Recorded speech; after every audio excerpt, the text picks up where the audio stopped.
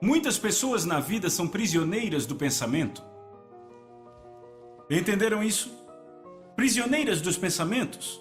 Estão no cativeiro das suas mentes. Chamamos o cativeiro da mente. Prisioneiros de pensamentos. Muitas pessoas que andam por aí doentes, ou estão no hospital hoje, ou passando por algum problema na vida, na verdade não estão na condição da qual elas falam, ou na condição que sentem. Elas são prisioneiras de pensamentos.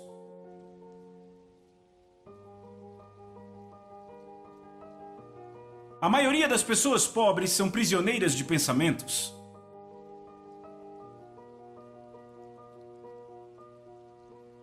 Você é o reflexo do seu pensamento.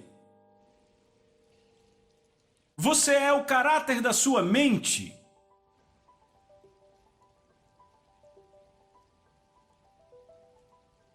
A vida que você vive hoje é uma manifestação das obras interiores da sua mente.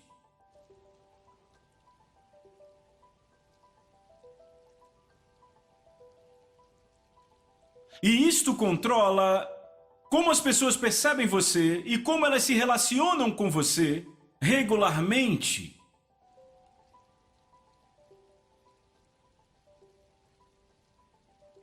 Isso controla o que acontece às pessoas quando chegam ao seu mundo.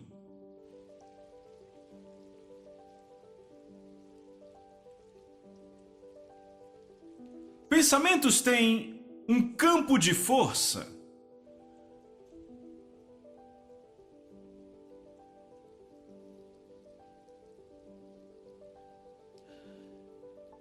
Eu queria que talvez eu devesse dar a vocês uma boa definição de pensamentos, porque às vezes, sabe, usamos palavras comuns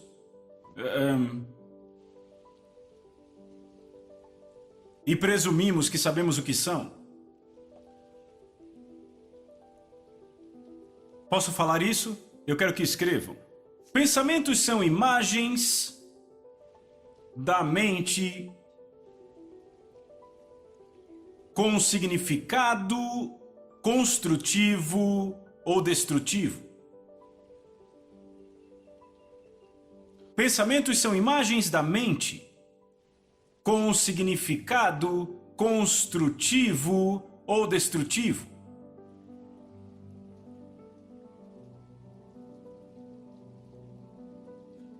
Há pensamentos da mente, ou na verdade, há imagens da mente sem significado. Neste caso, você não está pensando. Só porque a sua mente pegou uma imagem não quer dizer que você está pensando. Mas pensamentos, quando você está pensando, você tem imagens da mente com significado construtivo ou destrutivo.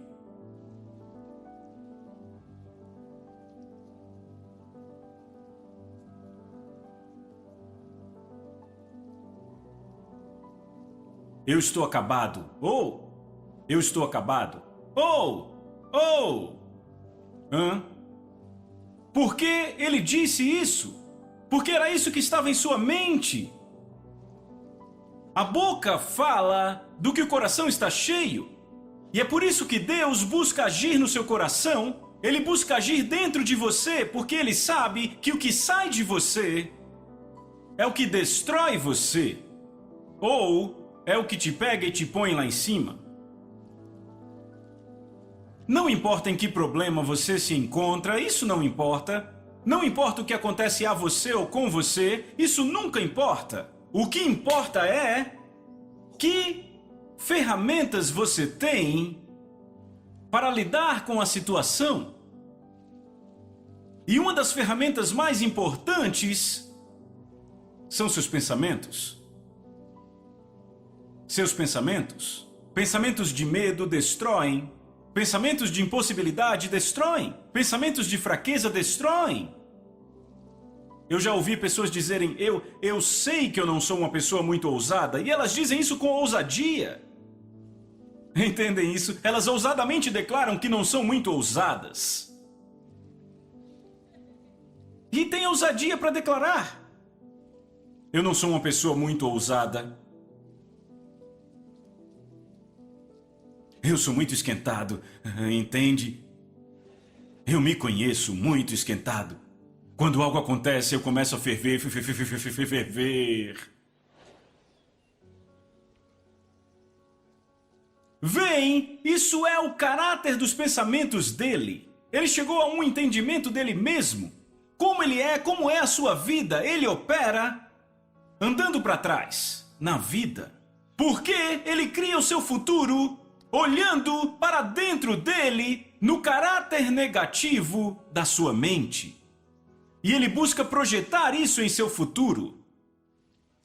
Eu não sou uma pessoa ousada, porque ele viu que não era ousado. Ele viu que era cheio de medo. Ele viu que sua vida era cheia de fracassos, sabe? Eu comecei muitos negócios e todos fracassam, então... Veem, ele não é mais ousado. Eu agora não gosto mais de fazer isso, porque eu não sei o que pode acontecer. Por quê? Porque tantas outras coisas aconteceram. Então ele olha para o passado da vida dele e vê todo o negativismo. E então ele projeta esses negativismos no seu futuro. E se pergunta por que ele está nessa jornada.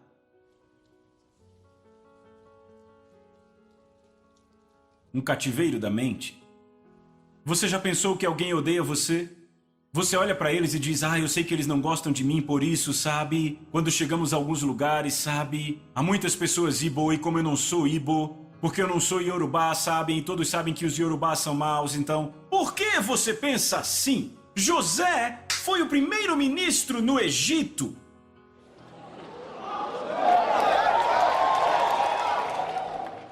É preciso, ouçam. A sua vida não é do jeito que é, porque você está no meio dos Hausas. Ele está se referindo às diferentes etnias africanas. Isso deveria ser uma vantagem. Sabe. Um estrangeiro é sempre um estrangeiro. Se você não está no seu país, não importa o que aconteça, bem, no final vai acabar sobrando para mim. Que tipo de vida é essa? Quando eu era jovem, eu perguntava às pessoas na escola, quando você diz que você é Igbo, Yorubá ou Edo, ou seja o que for, quando você diz isso, que parte do seu corpo ou da sua vida é... Que parte dele? Se você fosse dissecado, que parte do seu corpo teria todas as características de um Hausa? Eu dizia, você só diz que é Hausa porque o seu tataravô se mudou para uma certa área onde falavam essa língua e lá você cresceu. Se tivesse crescido em qualquer outro lugar, você diria que é de lá. Diziam, não, sou filho do solo. Filho da onde? Diziam, sou filho do solo? Eu dizia, por isso que você tem que nascer de novo. Porque quando você nasce de novo não é filho do solo, você é filho de Deus.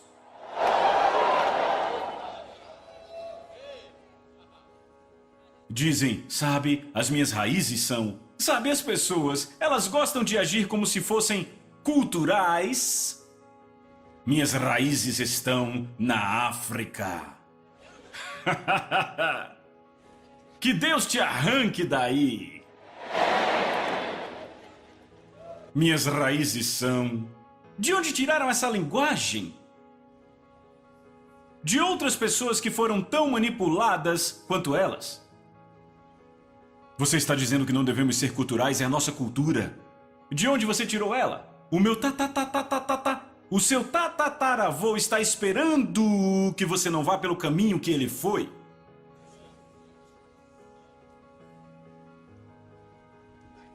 Você ainda está aí.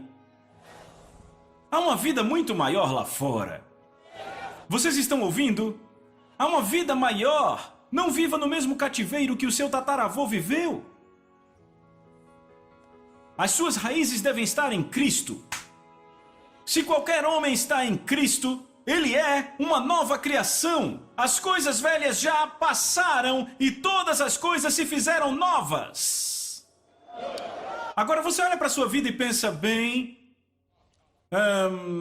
sabe, eu não sou uma pessoa muito extrovertida. Certo, certo, certo. Então o que vai fazer contra isso? É a pergunta. Sabe, eu não faço amigos facilmente, é o meu problema. Ok. Por quanto tempo vai pensar assim? O que vai fazer contra isso? Não é hora de mudar? Sabe, quando eu estava crescendo, a forma como eu fui tratado vivendo com meu tio, ele me tratou tão mal e pôs medo dentro de mim. Ok, você está aqui agora, então o que você vai fazer? Como será o seu futuro? Por quanto tempo você vai testemunhar que colocaram medo em você? Por quanto tempo vai ficar no cativeiro da sua mente?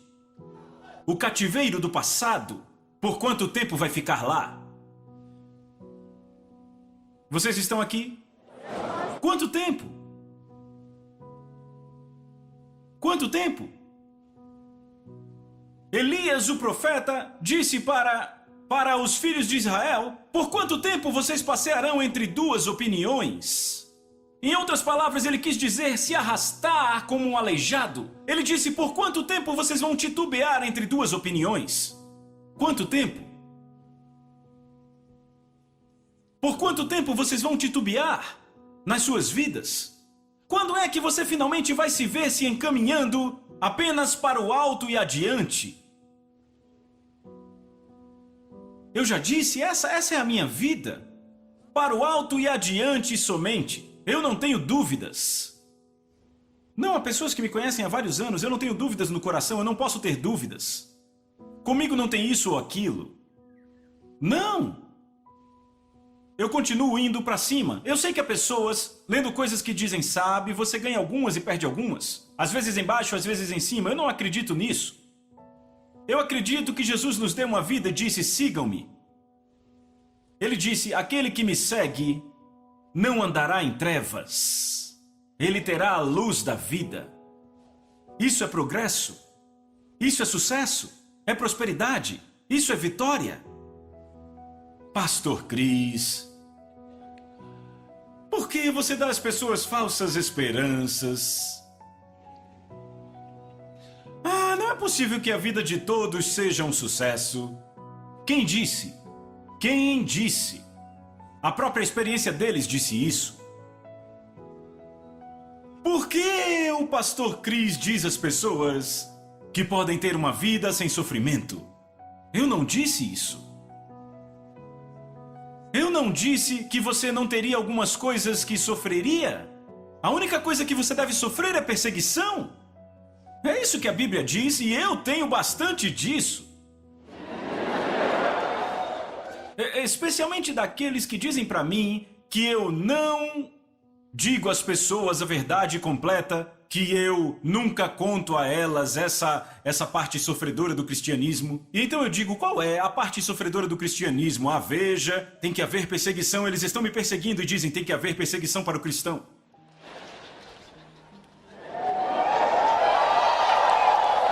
Então eu digo, eu não preciso mais dizer isso a eles porque todos podem ver. Aleluia! O que eu estou dizendo a vocês? Não se incomodem com o que acontece ao redor de vocês. Não importa quem gosta de você e quem não gosta de você. Vocês estão me ouvindo? Ouça, no trabalho, nos negócios, nunca se limite. Sabe, você chega lá e... esse homem está aqui hoje. Eu sei que não vai assinar meu papel. Ele não é um fator. Entenda que ele não é um fator. Se ele não assinar, não se preocupe. Oh, Deus, o que eu fiz? Não fique cativo nos seus pensamentos. Há pensamentos que vêm que são errados. Há pensamentos que vêm que tentam intimidar você. Tenta fazer você se sentir menor do que é. Você tem que dizer não. O seu sucesso não é dependente de um negócio em particular. Se eles não derem isso a você, Por que você se importaria? Ei, vamos lá. Se eles não derem aquilo a você, há outra coisa maior. Tenha pensamentos de esperança. Isso me leva à segunda parte da mensagem, em 1 Coríntios capítulo 13, verso 13.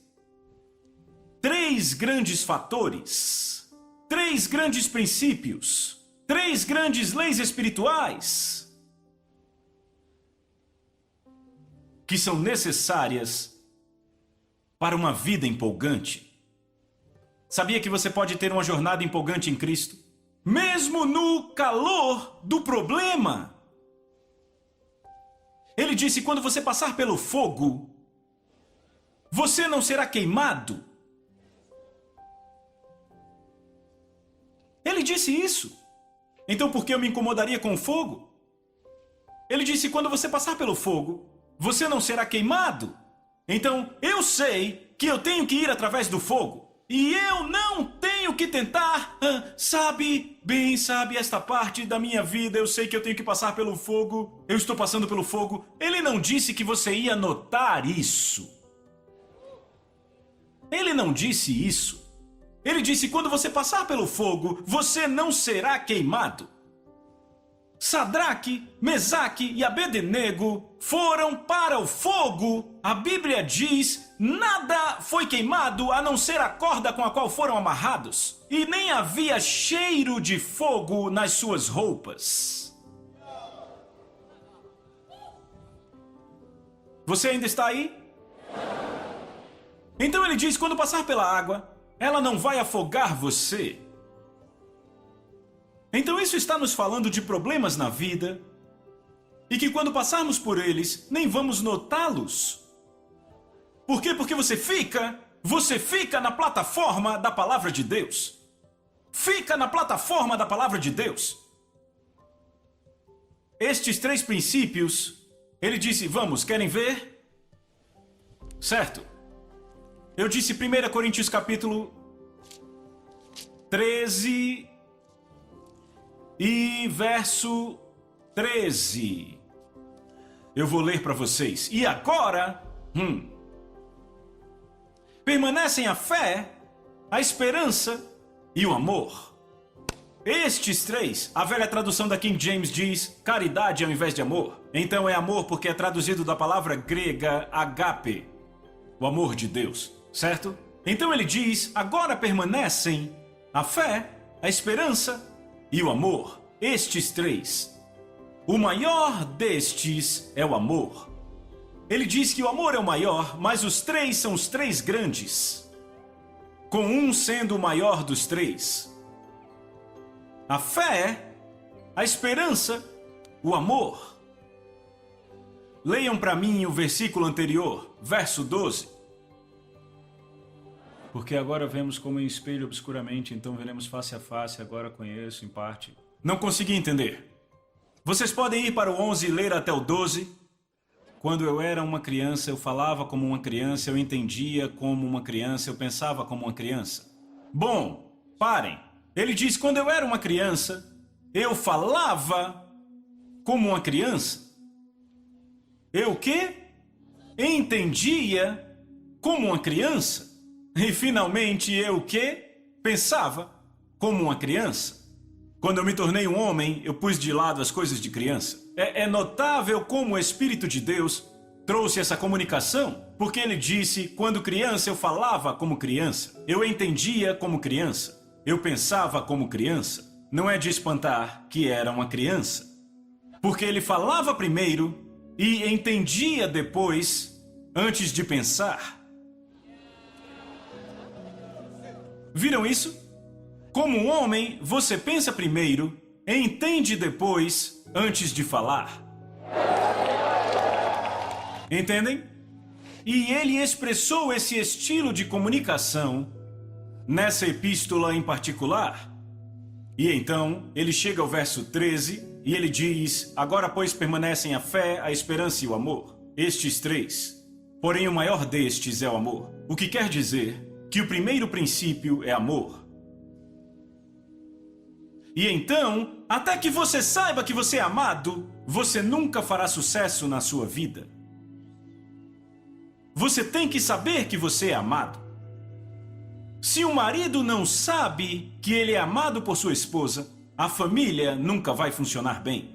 Se a esposa não sabe que ela é amada por seu marido, a família estará em frangalhos. O amor não é algo com o qual você mexe.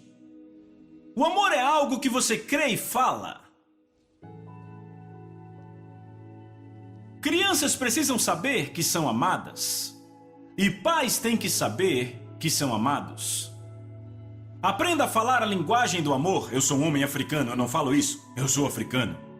Amamos, mas deixamos no coração. Não. O amor tem uma linguagem. O amor deve falar. Se o amor não fala, ele morre. Ou seja, ele se apaga. Não deixe se apagar, fale-o. Fale. Então, pessoas que não conseguem expressar o amor extravagante não podem crer no amor extravagante de Deus. E a Bíblia diz que Deus, Ele derramou o amor sobre nós, amor extravagante. E que nós somos chamados seus filhos. Derramou o seu amor sobre nós. Você pode confiar no amor de Deus, você pode ter confiança no amor absoluto, infalível, imarcessível, incondicional de Deus. Será que Deus te ama pessoalmente? Será que Deus te ama?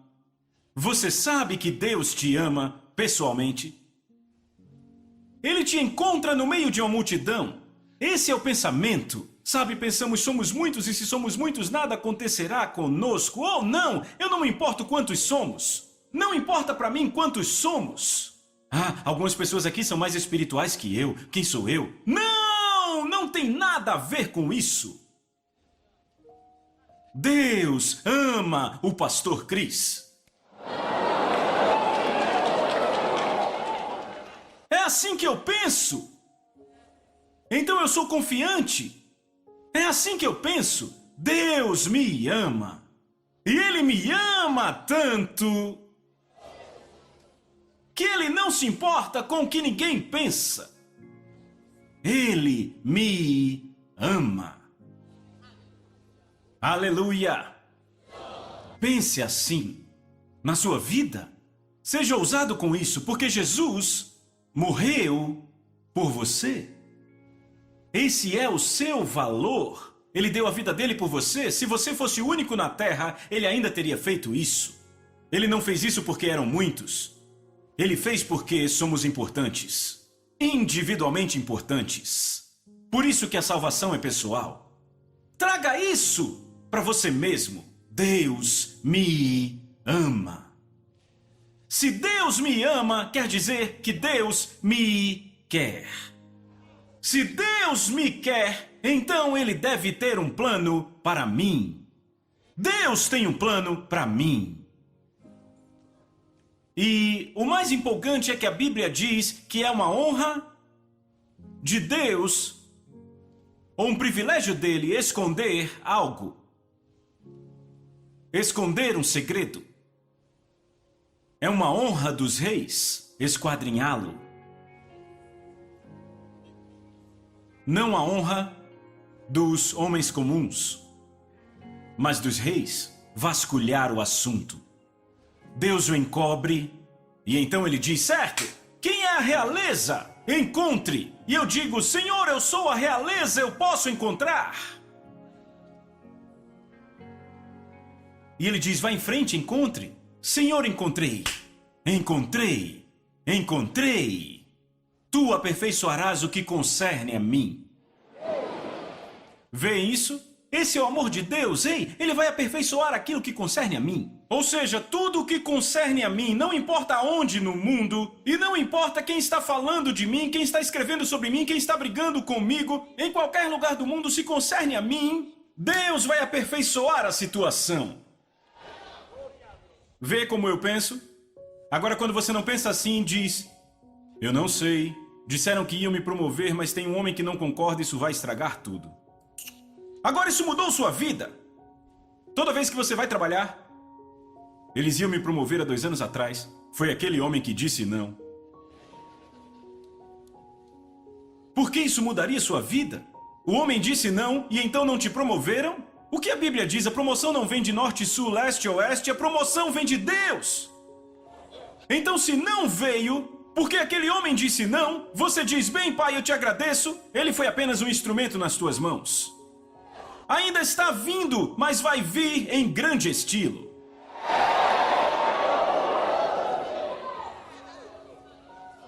Pegaram isso? Fé, esperança, amor. O maior é o amor. Confiança no amor de Deus. Confiança no amor de Deus. Amor. Deus me ama. Ele não quer este câncer no meu corpo. Deus me ama. Ele não quer essa dor no meu corpo. Deus me ama. Ele não me quer quebrado. Deus me ama. Ele não me quer infeliz. Deus me ama. Torne-se confiante sobre isso. Vai mudar sua forma de viver. Torne-se confiante disso. Vai mudar a percepção do seu futuro. Deus. Sabe do que eu estou falando? Se você soubesse que o presidente da República, a República Federal, gosta de você, o que você faria? E quer dizer, se você soubesse que ele gosta de você especialmente, e alguém dissesse a você que ele tem falado de você,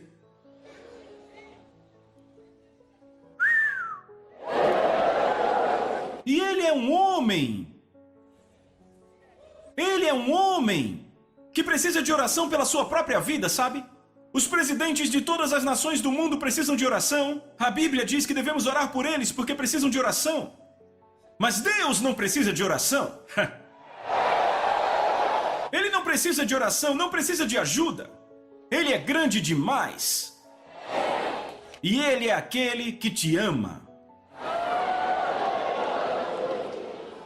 Fé, esperança e amor. Falamos sobre o amor, certo? E quanto à esperança? Esperanças são baseadas em pensamentos. O que são esperanças? Esperanças são pensamentos de expectativa de um fim desejado.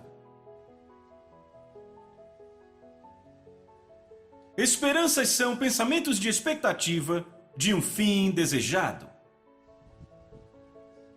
Agora, por que eu disse isso a vocês? Porque veem, ele disse estes 3 permanecem, a fé, a esperança e o amor.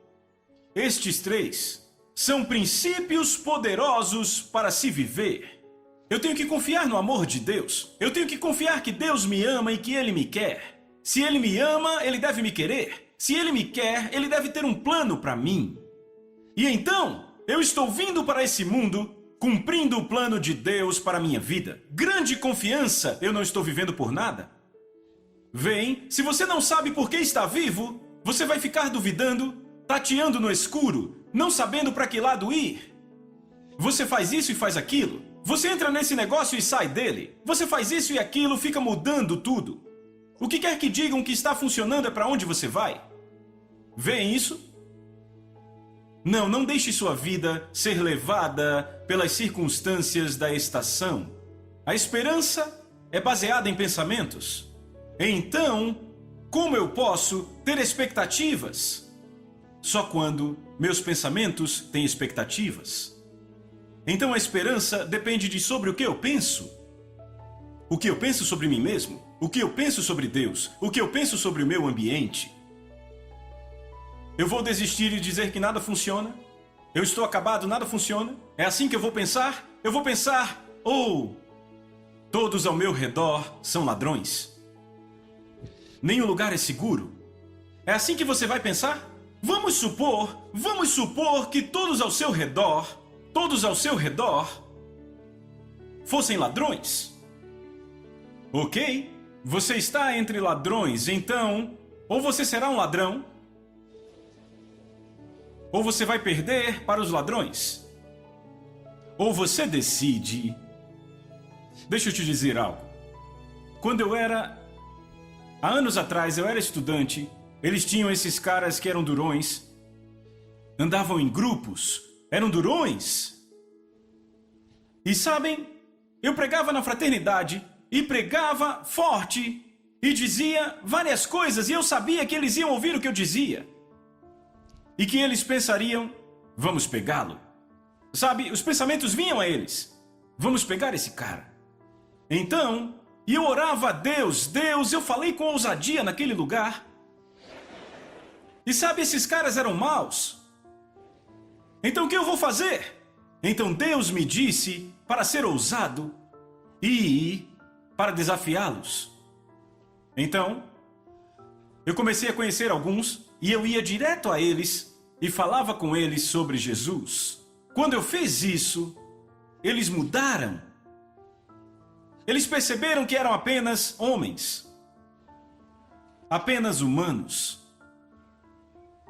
E então, o Evangelho se tornou tão forte, meus irmãos ficaram tão empoderados e tão corajosos, e começamos a ganhá-los. Ganhamos a maioria deles e o trouxemos para a fraternidade. Você entende?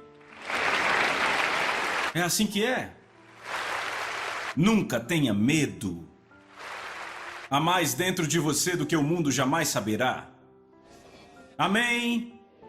Certo, então eu vou pensar. Mude seus pensamentos, porque sua vida, o que você é hoje, é a expressão dos seus pensamentos todos esses anos. Ponto final. Você se parece com a sua mente. Agora, eu não sei quantos gostam disso.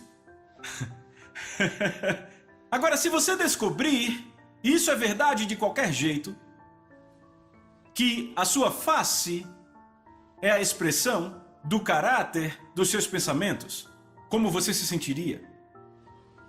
E não só isso, a sua vida, a forma como você é o caráter da sua mente. Além disso, as circunstâncias da sua vida são a expressão da sua mente. Porque algumas pessoas sempre sofrem acidentes. Pela sua confissão, elas abriram suas vidas para operações demoníacas e não sabem disso. Elas têm medo porque sofreram um acidente uma vez. Dizem, qual foi a causa do primeiro? Não fui eu a causa. Eu não fui a causa, ok. Agora, como eu posso ser a causa do segundo, do terceiro e do quarto? Em um ano, só você, 5 experiências de quase morte. E não sabemos como, estamos apenas no meio do ano. Quantos mais você vai ter? E continuar testemunhando, sabe o que aconteceu, irmãos e irmãs? Eu estava vindo assim, e algo estava vindo assim, e então quase acabou comigo assim. Foi Deus que salvou minha vida. Quando é que seu testemunho vai para além deste nível? E diz, eu estava indo assim, atiraram uma bala em minha direção e eu fui assim. Quando é que a sua vida vai parar de ser constantemente ameaçada?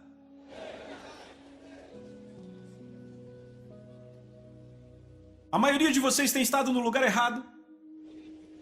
Toda vez que você está chegando aqui, o problema começa a acontecer. Não! E você chega num ponto na sua vida que diz,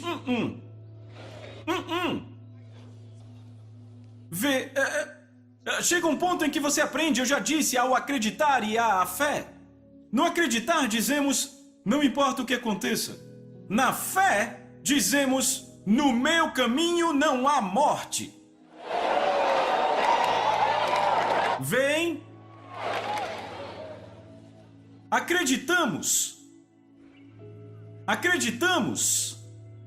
Dizemos, eu sei que meu Redentor vive, eu sei que meu Redentor vive, eu sei que meu Redentor vive, para todos sempre, amém. Então você está buscando no seu coração, meu Redentor vive. Não importa o que aconteça. Na fé, você diz,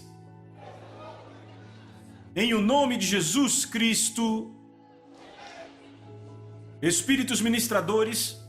O que são espíritos ministradores? Anjos. Vão adiante.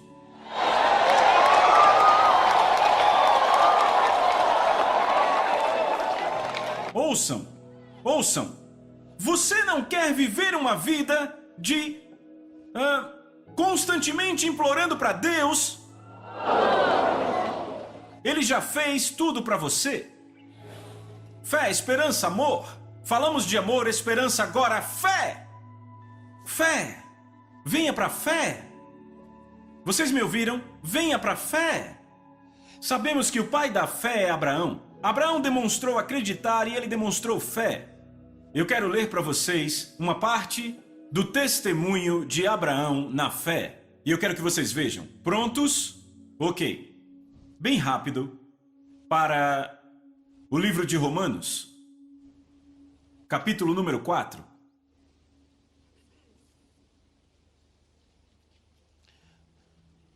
Eu li isso há anos atrás. E quando eu li, eu tive uma celebração de vitória, porque foi a primeira vez que eu entendi isso. Foi lá em 1985. Eu estava meditando na palavra, no meu quarto. Eu já tinha lido várias vezes antes, mas pela primeira vez fez sentido para mim. Eu comecei a correr no meu quarto. Correr e gritar. Ouçam isso.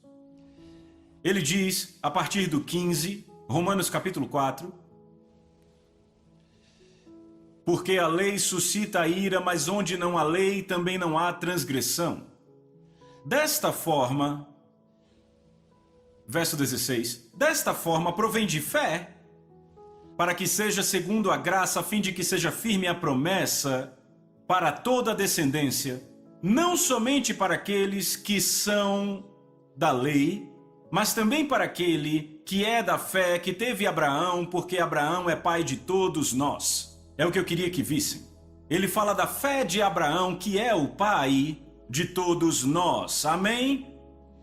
Agora, ele traz à luz. Verso 17, como está escrito: eu fiz de ti um pai. Deus está falando com Abraão. Eu fiz de ti um pai de muitas nações, perante aquele no qual creu. Sendo, notem isso, Deus disse, eu gosto disso. Quando você começa no livro de Gênesis, entende ainda melhor.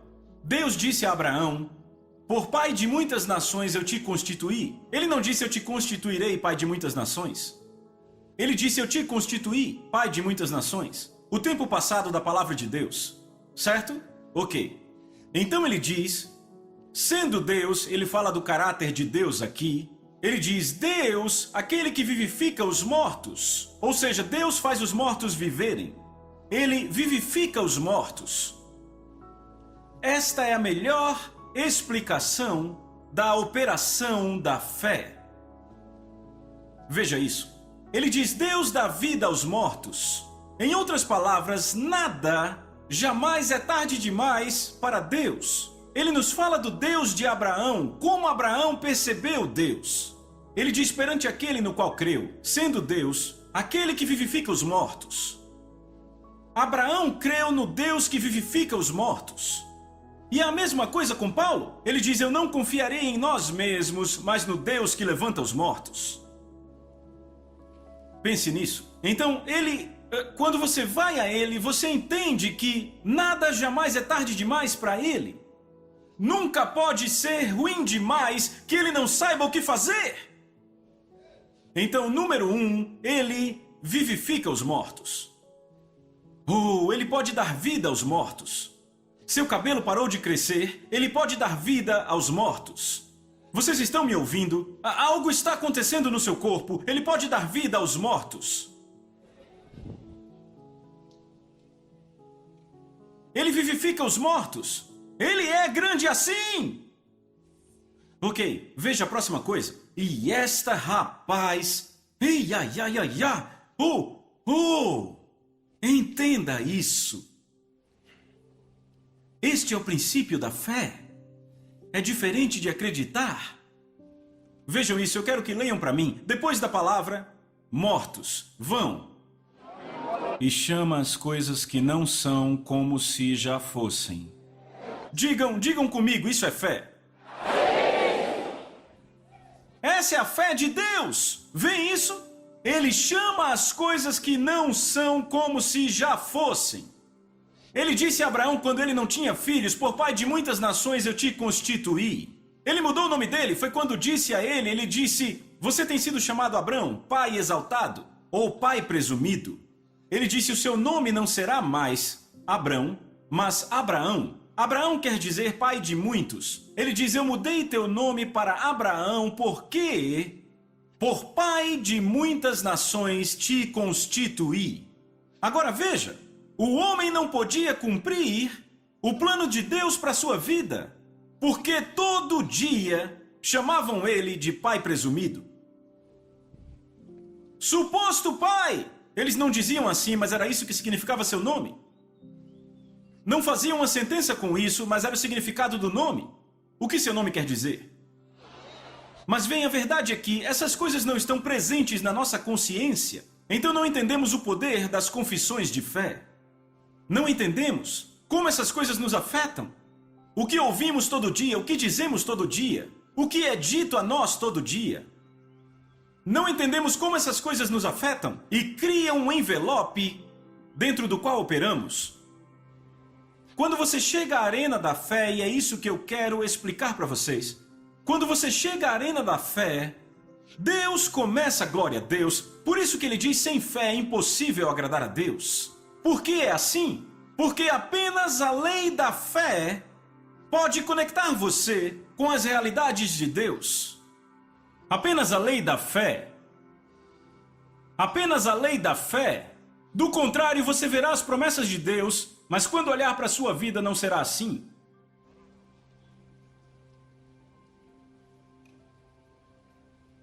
E você se pergunta: eu estou orando e orando e orando?